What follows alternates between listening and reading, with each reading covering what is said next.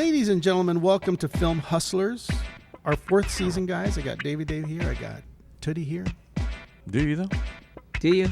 I am. I'm Joogie. I am. Tuddy. This is our 4th season. I want you to know, if you didn't know, our name used to be Let's Get Into It. We are still going to get into it. Yeah. But we are now the Film Hustlers, which, by the way, should have been our name from the beginning. I don't know what we were thinking with Let's Get Into It. I was the one who brought Let's Get Into It, and it was kind of ridiculous because we got into it. That's how the whole thing, the genesis of this podcast was you and I arguing on set, and Ron Lee and those guys listening and saying we each brought up valid points. You said I couldn't make a movie for $7,000 or whatever it was. I said I could. I did it for 20. And you did. Well, I mean, you got to think about inflation. I couldn't do it now. If you go back 20 years, that 20 it knocked 10 years off 10. It knocked 10 years off my life. So that's it. I would never do it again. Well, folks, if you're listening, on the show, we cover all levels of film. If you're just starting, not a problem. We're going to talk about the beginnings, how you get started, how you come up with ideas, how you finish your script, how you use a lawyer to raise money, how you pitch a studio, how you pitch streamers. Pretty much every aspect, every level of filmmaking we cover. Call after hours to get the answer machines. Look, if you're going to pitch people, we're going to talk about how you pitch. If you're going to post your movie, once you're finished with your movie, like what are you supposed to do? We kind of cover all that. So, I mean, I think overall, the purpose of the show is to inspire people to get their stuff done and also to discuss the different aspects of how to do it. Yeah. Right? Because it's not ultimately easy. I think film is like any other business. If you're going to put something together, you need a lawyer to sort of help you sort out the money part. If you're going to pitch something and sell it to a studio, you need a lawyer or a manager or an agent to sort of negotiate that with you. The biggest misconception I think we all have is that we don't know enough to negotiate our own scenario, right? We always think that someone else knows more, or we're supposed to be getting more, or if I don't have an agent, I'm going to be at a disadvantage. Me personally, I don't think that's true. I don't either, actually. No. I think that we all know enough about things to negotiate a deal when it shows up. I think the other misconception is that you're going to make millions of dollars when you sell an idea, or you're going to make millions of dollars when you get hired to do a movie. Actors? No. I mean, look,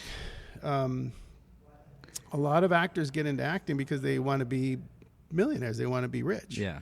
A lot of filmmakers do too. Yeah.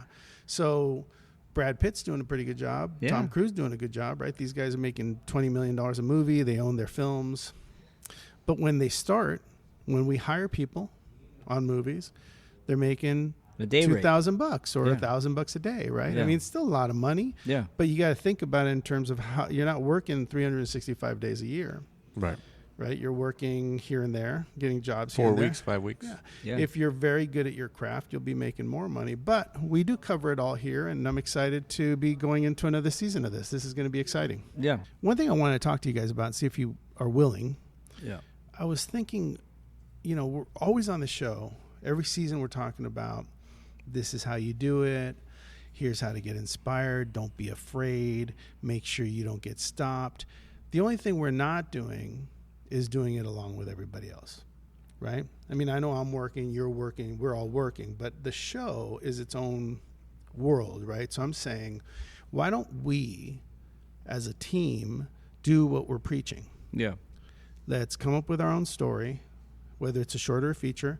Let's raise our own money. Yep. Let's use our lawyer, Walter Batt. By the way, anybody listening to this, if you want to call Walter Batt on your own and do your own thing, you can. He's open and willing, and as long as you pay him, he'll take care of your business. He's terrific. Takes Venmo or PayPal. He takes PayPal or Venmo or gold. But no, I was just thinking we should do it ourselves. I mean, you're always writing. You just did a movie. Yeah. You're always writing. You did a movie. You do your content all the time. Yeah. I'm working on movies. Yeah. I'm developing stuff, right? Yeah. So why not do it and show it and talk about it every week from soup to nuts? Yeah. Like we literally come up with a story. You come up with a pitch, Davie Dave. Yep. You come up with a pitch, Rod. Who's Rod? You come up with a pitch, Tuddy. I'll come up with a pitch. Maybe we'll pitch a few ideas, and let's pick one. Let's write it. let's raise the money right here on the show. Yeah. Let's make it. Let's distribute it. Yeah. And let's see what happens. So one of your best ideas yet. It is. Well, it is. Throwing our hat over the fence, right? Didn't we have a show where I said, "Hey, let's throw. If you throw your hat over the fence, you got to go get it. You got to do it. You got to do it. So we could crash and burn. This could be the last season, or never. We got a new name. Or we life. or we film hustle. We film hustle. And we go make our own movie, and we let people join in and see how it happens and see how it works and see if we fail or succeed, see what it sounds like to talk to an investor and ask them for money. Damn. I mean, there's a little bit of an advantage. I understand there's a little bit of an advantage because we've been doing it. We've been proving to work with, good actors and selling to studios and selling to networks and streamers. So there's an advantage, but still, the working part of what I'm talking about is still going to be useful to anybody who listens. Right. I love this. So next week, we're going to come back with ideas. How many ideas do we get? Just 1, 2, 3? I'd say up to 3. 3 ideas? And your pitches have to be short. Should it be just concept only? Keep it condensed. Make it like it's the elevator pitch. they extract DNA from a here dinosaur we go again, bone, Davie and they Dave. create a Jesus, with this dinosaur, damn same one over and then over. I'm they so do sick of it. Jurassic Park. I didn't even like the movie. Made $1 billion. What about Jaws? All of Spielberg's movies are all pitchable within 2 sentences. Give me Jaws. I'll give you Jaws. A killer shark is terrorizing a local fishing town, and they have to stop it before it ruins the 4th of July. Oh, shit. I'm sorry. I fell asleep real quick. And it's one of the most terrifying films. Did you know asleep. that film broke all the box office records? I did know It made that. $300 million. I did know that. I And, listened to the podcast. Okay, Don't good. worry. No, I have not. I want to. But yeah, so very exciting. We're going to go for it along with you guys. We're going to take the trip. We're going to take the journey. We're going to raise some money for a movie. I don't know. We're going to produce it. This is a Film Hustler production. Film Hustler production. I think we can try for a festival piece or proof of concept, right? We do a short that could be a great feature. Yeah. And with that proof of concept, we can sell it to a studio. Yeah. Does that work? Could you do that? Take a short and take it to the studio and see if they're interested? Well, I mean, there's different ways of doing it, right? Because I know the short and the festivals have worked. Yeah, I mean, shorts and festivals have worked. I mean, I did a short a long time ago. I sold it. It was in 20 festivals. It won festivals that actually paid out money. Yeah. And I think we put in $15,000. We made 25. Yeah. Let me ask you this real quick. What do you think made your film win? Was it the cinematography? Was it the writing? Was it the actors? Was it... Well, okay, so let me just say this. The film was La Femme Ballone. Right. So when we kind of sat around the table like this and talked about what kind of film we wanted to do, it was with Dan Lopez. Yeah. Dan Lopez, Love right? Dan. It's cool. So we went to Dan and we went to our friend Doug Van Beber and we said, hey, let's do a movie. And we wanted Dan to direct it because he actually had the $15,000 in his pocket. So we were like, you get to direct, but you got to put up all the money. And he did. Yeah. He put up all the money. So we were like, okay, we're making a movie. Damn, $15,000. How long ago was that, too? That was a good amount of change. It was a long time ago. I don't remember now, but it was like 2004 or something like that. Yeah. Okay. It was about a guy who gets broken up with, loses his marriage. Oh, spoiler alert. Yeah, I'm going to tell you guys a story, but he loses his marriage and he goes into like this weird depression and he starts a relationship with a blow-up doll and he pretends or feels like she's real. So they're like going on bike rides and he's whining and dining her. And of course, 3 days after this whole love affair starts, things go wrong and he starts to feel like the doll's cheating on him with someone else. And, and it ends in him murdering the doll. So it was very funny, really well written. And we wanted to do it. And Dan said, I'll direct it. I will fund it, but it has to be in French. Long story short, we all agreed. And we shot this movie, which Doug starred in. And he phonetically said all the words. And later, we put in a real French guy doing the words. So he's dubbed. It's all dubbed.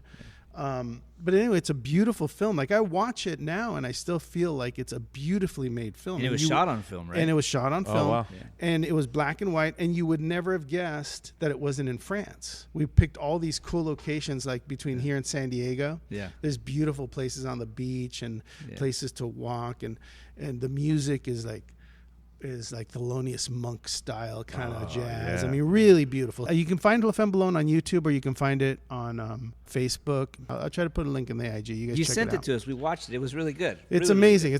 I'm very proud of that film. But anyway, we submitted to festivals. It won the USA Film Festival, which qualifies you to potentially be nominated for an Academy Award. Yeah.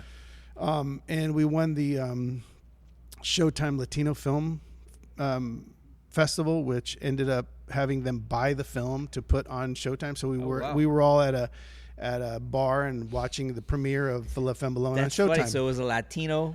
It was Latino Showtime film And it was a French showcase. It was Latino dudes making a French film. Yeah, making a French film.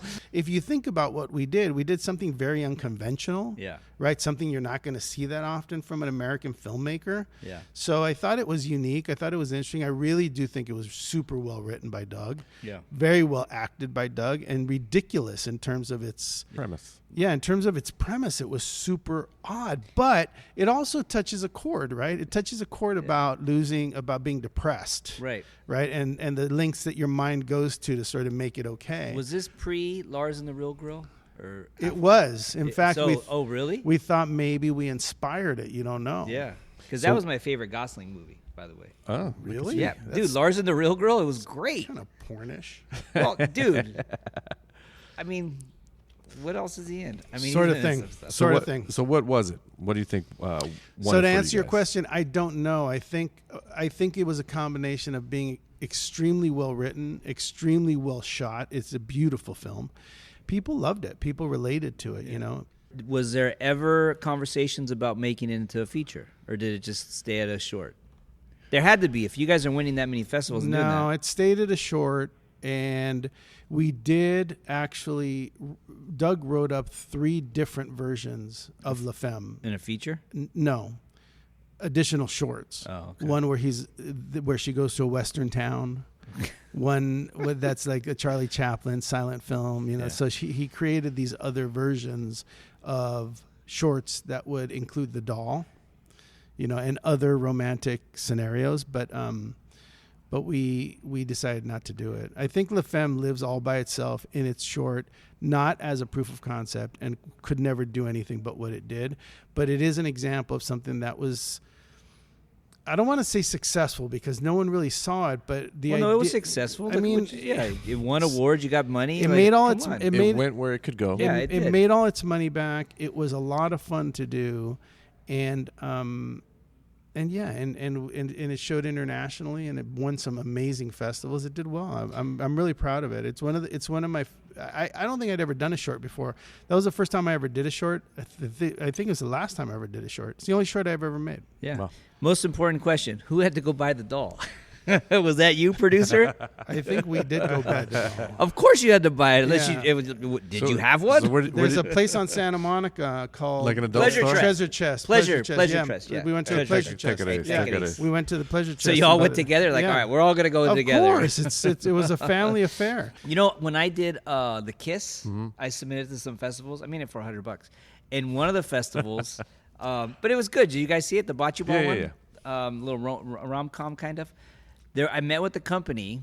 The director of this festival here calls me and says, "Look, I can't put your film in my festival because it doesn't fit anywhere, but I got a guy who wants to meet you who watched it and he wants to possibly make it into a feature, and he's got some seed money." So I went to the festival, watched his film because he had a feature there, and then I met with him after, and he said, "Yeah, I love the tone, I love the characters, I love everything you did in this. I have $200,000 that I could put up towards this film, but it needs to be a feature." So I went home and I wrote the feature, and it took me about 2 weeks. I sent it to him. I don't know what happened to it. I emailed him. He got back to me. He goes, "Dude, it's great. Let's change this. A little more heart, this, that." I go, okay. I was banging it away, polishing it, and then I sent it, and then crickets. On one of the shows coming up, we're going to talk to a middleman, right? Yeah. Someone who knows people that have a lot of money but doesn't have a lot of money himself. Now, I'm always very He's not gonna like that. Worry. But that's okay. I mean, it's That's the truth. It's the truth. I'm not gonna like pretend like he's No. a millionaire. He's not, right? So there are people that say they know people with money. I don't like dealing with them. No, because there's something really weird about being introduced to somebody that you would like to meet. And when you get introduced to that person, you don't know how that person feels about the person introducing you. True. I have been introduced by people that have hurt my opportunities because of the relationship they had with the financier. It's happened. So I normally don't deal with middleman. If a middleman does approach me and says, hey, I have somebody who has money who would like to invest, I said, great, can you put me directly in contact with them and I'll deal with them. And if something happens, here's what you'll get. Yeah. But here's the deal. It doesn't work out that often. You're seasoned. You've been in the business a long time, so you've dealt with middlemen and you have a history. I don't like it. You don't like it, so now you're like, great, you got a buddy, give me his info. Yeah, give me his info. I'll give him a call, see how real it is. I'll create my own relationship with that person. A lot of times, a middleman will do that. They'll say like, "Oh, okay, so I'll connect you." You get connected with somebody, and you'll call and say like, "Hey, so and so gave me your phone number. I just want you to know this is my project. Here's what I'm doing. I heard that you might be interested in investing." And they'll say like, "Oh, okay, good. I'm glad you're not here with him or her." Because here's the deal. Yeah. They borrowed money from me 3 months ago and they never paid me back. And I think this is how they're trying to pay me back, right? Or something like that. Yeah. It happens. Having said that, the guy that we're going to meet, I don't want to mention him because until he actually sits down and has a meeting with us, we won't know for sure. But he has actually been a middleman that's worked out for me. And it's worked out for some of your friends too. Yeah. So he's someone who has some clout and someone who actually knows people, and his introductions do mean something. So this will be interesting. Yeah. So we'll get into that. And I think, look, let's talk specifically about ideas. If you're going to do a movie or a short, or you're going to write something, or whatever you're going to do, if you are starting from zero, you have no connections, then your story is going to have to be high level. It's going to have to be like shockingly good. It's going to have to be Reservoir Dogs. It's going to have to be Saw. It's going to have to be something super impressive, because otherwise, I don't know. It's simple. I totally agree with you 100%. As being one of those guys who wanted to write stories, I wanted to write, because you read all these guys, these famous, directors and writers, they say, write your story, tell your story, write what you want. That's great and all, but if there's nowhere for it to go, what's the point? You know what I mean? But Reservoir Dogs is a great example. I took a date to see Reservoir Dogs, and I didn't know what I was watching. Interesting choice, but yeah. I didn't know what I was watching. Sicko. We just went to the movies. It was available. I said, I heard about this film. I heard it's pretty good. It was made for $1 million. We go in. It blows my socks off. Well, yeah. I leave the theater going like, I'd never seen anything in cinema like that, ever. Okay. And it's shockingly good. Yeah, but that's not the story. That's Tarantino's directing. That's the feel. That's the tone. That's the characters and all that stuff. But for the story, it's a simple story about a cop who goes undercover and he ends up getting shot, and he's in this thing. Spoiler alert. Come on. The movie came out 50 years ago. But what got me thinking when we were talking last week, you got about a paragraph or less to read about whatever film. So it better grab you. And you used a good example, The Sixth Sense, you know what I mean, with Bruce Willis and a little kid. Let's go back to square one, which is if you don't know anybody and you're starting your movie and you want to do something that's going to get you to the next level, get you noticed, get you an email, get someone to slip into your DMs and say, hey. Slide in. I'm sorry. Get someone to slide into your DMs and say, hey, this is amazing. Can we talk about, doing something bigger? Then you're going to have something shockingly interesting. Yes, I agree. Just make sure that your story is interesting and shocking and impressive and different, to where you get people saying like, wow, I didn't expect that. I didn't think that was coming. Or, because if you want to get to the next level, it's going to take more than just a story that's pretty good. Hey, that was decent. That was good. Because, there's 10,000 movies that are probably pretty good. Or fun. it's all arguable, right? It is. Because what is it? Is it the actor? Is it the story? Is it the direction? Sometimes it's all of it. It should be all of it. Yeah, it should be all of it. But if you're doing something and you're starting from zero, then just make sure that you're not doing something that just you think's interesting, right. or that just your friends that you're drinking with or your mom thinks is interesting. Like, try to find something that's really unique and different, and pitch it. And pitch it to your friends. Pitch it as much as you can. Pitch it to people that don't know. Send it into WeScreenplay.com. Let them tell you what they think. You know, I mean, I got an earful from WeScreenplay.com. Good. How much is that? How much? $79 per script. And so you send it in. You send it in, and in 3 days you get notes, pages of notes on your characters, on the dialogue, on your arc, on your storyline. They give you a pass or a recommend. You really know what you're sending out to people before you send it out. That's cool. Now, are they the answer to everything? Does everyone go to them? No. But it's a good tool. But it's an amazing tool. That instead of sending it to your tia Cuca, you're sending it to someone that you don't know that works in the business. Listen, my tia Cuca I like it a lot, cool. mijo. She's cool. She gets me Mijo, modelos. it's really good. No, I think you should do it. I think you could win Sundance with that. Can you get Mario to play the lead? Oh, my God. I'll be on set every day. Think about what you're writing. Yeah. Think about where you see it going. Think about a twist. Think about a turn. Think about something that your audience is going to go, oh, shit, I didn't see that. If you think about, like we were talking about earlier, we were talking about shorts, right? I'd like to recommend that we do a short, but it's a committee, so we'll all decide together. But I'm going to recommend we do a short. I recommend a short, too, but if somebody gives us $10 million, hey, we got some investors coming on. Let's see what happens. We're going to talk to some investors, but I think that I can name a bunch of films that were shorts. Now, I only know of these because they're from my heyday, right? I'm sure that there's current shorts that have turned into big movies recently, but I don't know those. But I can tell you. Ironically, your heydays right now. Yeah, you're doing more work now. I know, than you've but ever. I just mean from when I was younger. There's Saw. Yeah. There's Bottle Rocket. Yeah. There's Sling Blade. Yeah. All these were shorts. These were shorts. Whiplash was a short. Yeah. Whiplash ended up becoming a movie that got nominated for an Academy Award. I think Winner. it won 3 Academy Awards, right? It's launched Miles Teller's career. The director's career, who ended up winning an Academy Award for La La Land. Yeah. J.K. Simmons won the Academy Award for Whiplash. Yeah. But it didn't launch his career. He had already done Juno, right? Yeah, and you know what was great? He'd been doing those State Farm commercials, and guess what?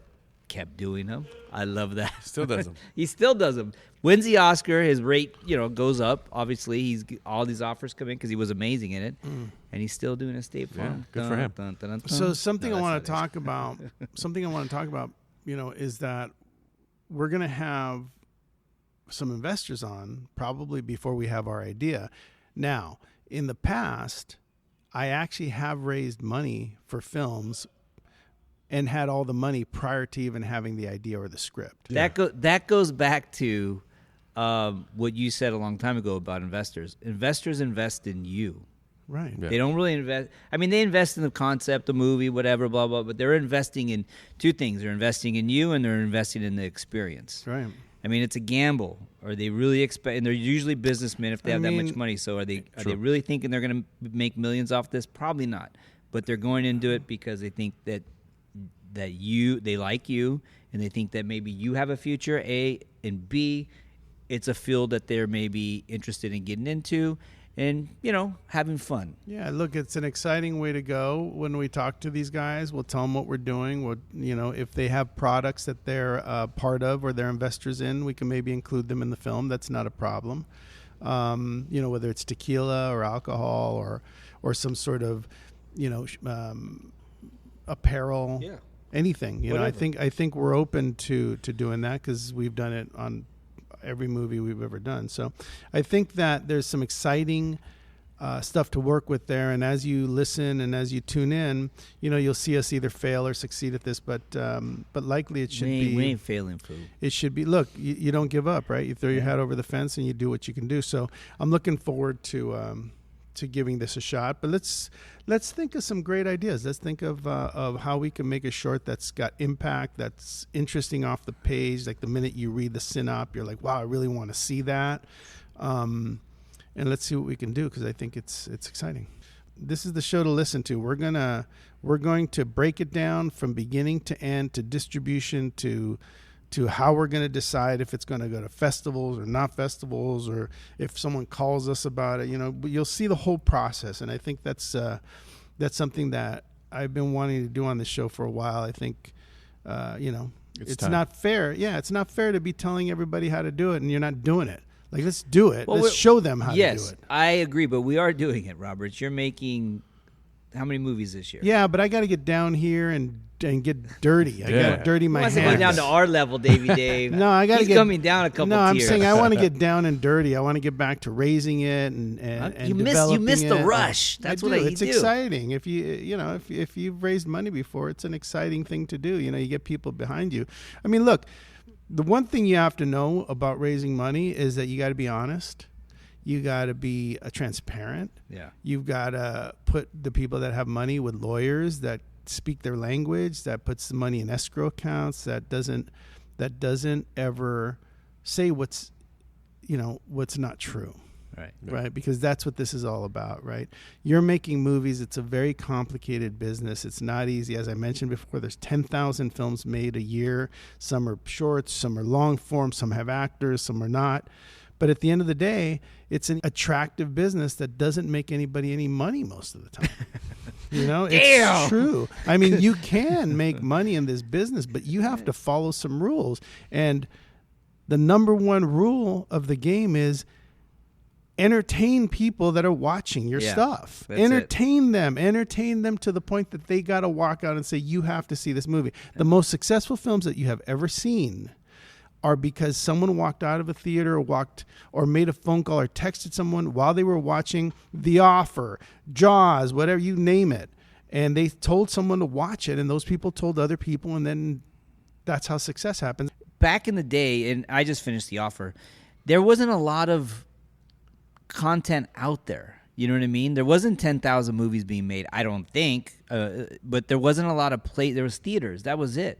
So whatever was playing at that theater, that's what you watched. Yeah. You know what I'm saying? So it wasn't. Yeah. First of all, it wasn't that easy to make a movie. Like literally, if you're at home and you have a phone, you can make a movie, right? Yeah. If you have a phone and an iMac, you could shoot your movie, put it into your iMac, put it into iMovie, and cut your own movie. Literally, you can put your music. It's super easy. Before you had. But where would you use what music would you get? I would use extrememusic.com. That's Very what good I would point. Use. Very good point. By the way, we want to welcome back Russ Emanuel and extrememusic.com to our show, and thank you for supporting us. Speaking of extrememusic.com, I was looking for a new song for a diner scene in our movie Stepping Into the Holidays, which is coming out in December. Yeah. Davie Dave on Davie Lifetime. Dave's in it? Davie Dave is in it. Yeah. I think you make a little cameo. The back of your head does. Yeah, you do. You're you do. You're in there. But anyway, I was on extrememusic.com because I needed. Sometimes it's not all score. Sometimes you're in a diner and the score brings you in, and then characters are just talking. But in a diner, they usually have like a radio playing. Right. So I had to go to extrememusic.com and search out it's the holiday time. It's a diner. They want to keep it light. You just plug that in like that? Holiday diner?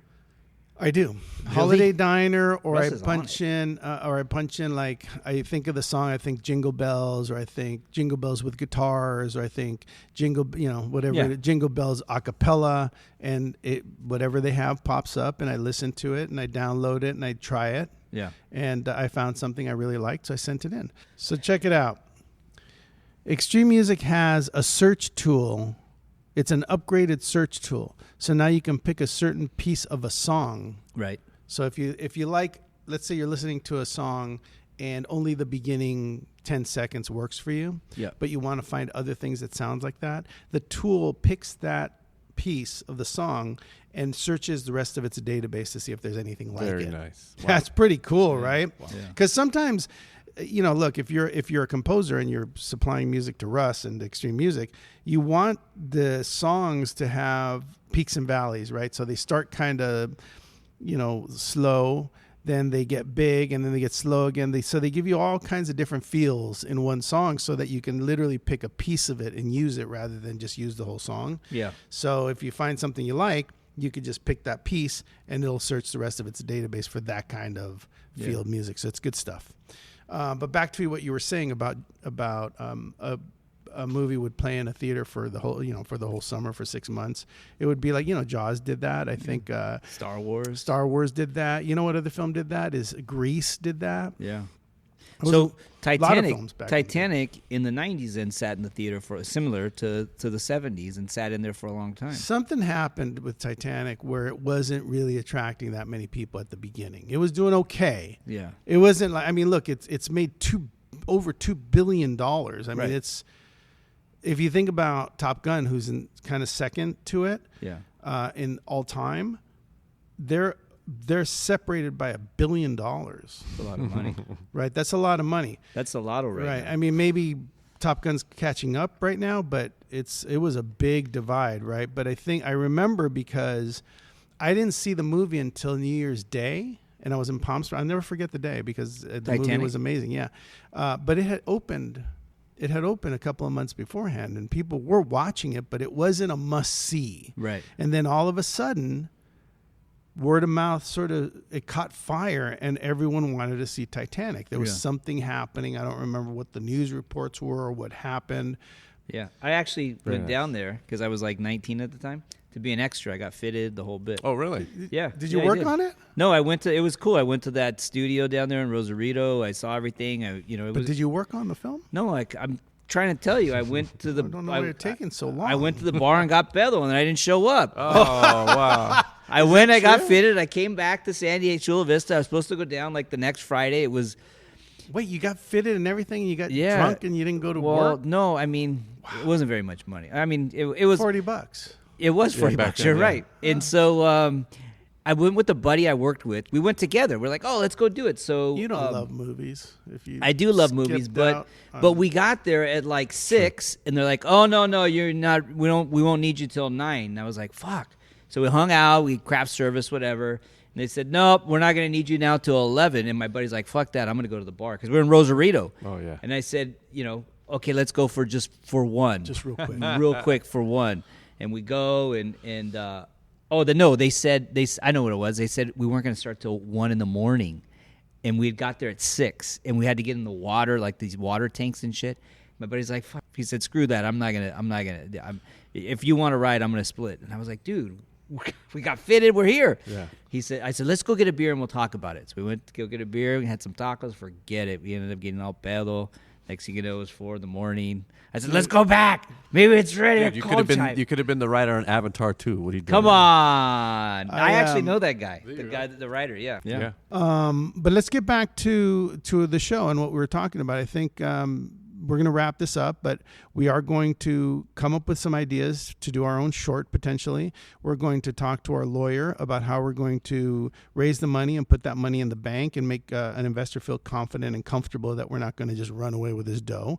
And we're going to be talking to them on the show, investors on the show. We're going to be talking to a middleman soon, talking about whether or not he can help us get some money. And I was just telling Davie Dave, it's possible that we may raise the money before we actually have the idea. Right. Yeah. Right. It I've done it many times where people just believe in what you're doing and want to jump on board. Yeah. So let's see how that works. If we do that, it'll be exciting for people to hear that that's a possibility. It could happen. And let's not just go short. I mean, let's come up with some good ideas. Best You idea. know, best idea, wins. whether it be, you can make a short out of any idea. You know what I mean? But course. if we get some money, and Look, the main thing I want to stress as a producer from where I sit is I want actors and a director to have time to discuss, Yeah. to take their time on the day that they're shooting their scenes, and not to be in a rush and a panic that we got to get through this and we got to shoot that. You need a time to shoot whatever shots are going to make this look beautiful and take its time and have it breathe. And you can't do that if you're in a rush. And if you're doing a feature that's 90 pages long, you don't have any choice but to rush. take it easy. No, even if you have $1 million. Look, the idea is if you do a short and you are in your schedule is 5 days, then you may get bigger actors that are just available. Like if you're doing a feature that's $1 million and you can't pay your actors enough for them to like take 3 weeks off, then it becomes an issue, right? If you're doing a short, they're like, oh yeah, I'll give you a few days for $10,000, or we're gonna be SAG. Lots to talk about, guys. Lots to talk about. All that I'm saying is let's not come into this with like, okay, I'm gonna come up with a concept for a short. Come up with a good idea. Okay. Come up with something that's like high concept. Davie Dave. Yes. Yeah. I want to blow some socks off with whatever we do next. So, all right, well, food for thought. Let's get our pitches together, and we'll see you next time on Film Hustlers. That's right.